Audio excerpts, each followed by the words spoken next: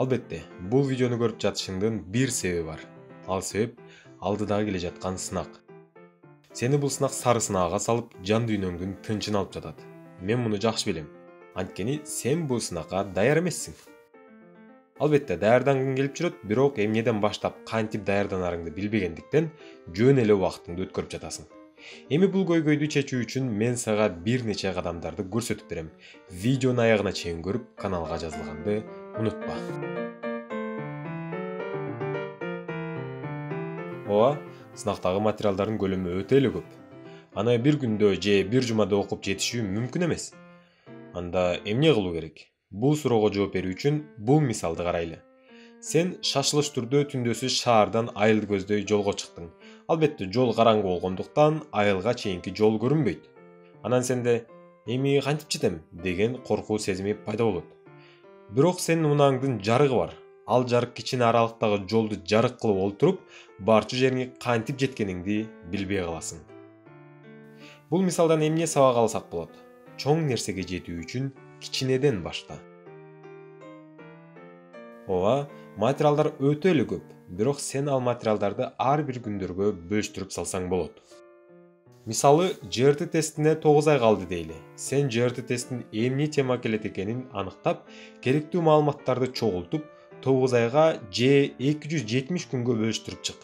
Албетте, көлөмдүү окуу материалдарын 270 күнгө бөлүп салсак, күнүнө болбогон бир кичине эле темалар тиет. Бирок баары ошол кичине нерседен башталат. Азыр мен мисал иретинде бул таблицаны көрсөтөм. Бул таблицада математика сабагы боюнча темалар 180 күнгө бөлүштүрүлгөн. Эгерде күнүнө эң аз дегенде 30 мүнөттөн ушул темалар жөнүндө жаңы маалымат алсаң, анда сенде математика сабагынан көйгөй жаралбашы керек. Шашпай карап чык. Анан кийин башка бөлүмдөрдө дагы өзүңдүн алыңа жараша ушундай кылып бөлүп чык. Бул биринчи кадам болду. Экинчи кадам — маалыматка сараң бол. Бүгүн кайсы теманы окуп жатсаң, ошол тема жөнүндөгү маалыматтарды ар кандай булактардан изде.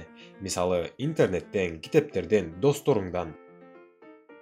Маалыматты бир гана кыргыз тилинде эмес, орус же англис тилдеринде изде. Албетте, изденген табат, издебеген калат. Үчүнчү кадам — бир да күнүңдү калтырба.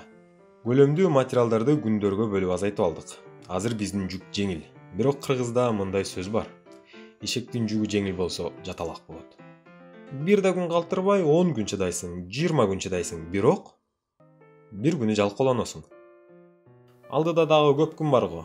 Бир күн калтырып койсом эч нерсе деле болбойт. Башка күнү толуктап коем деген сөз сенин сынактан кулооңо эң биринчи кадам болуп берет. Андыктан күчтүү бол жана эркиңди башкара бил. Төртүнчү кадам — маанилүү кадам. Бул кадам эң маанилүү. Эгер бул кадам аткарылса, ийгиликке жетүүңө эч бир шек жок. Бул кадам жогоруда айтылган 3 кадамдын бирин дагы унутпай, ар бирин так аткаруу. Бул 4 кадам сага экзаменге кантип даярдануу керек экендигин көрсөтүп берди. Эми сенде кантип даярданам, эмнеден баштайм деген суроо туулбашы керек.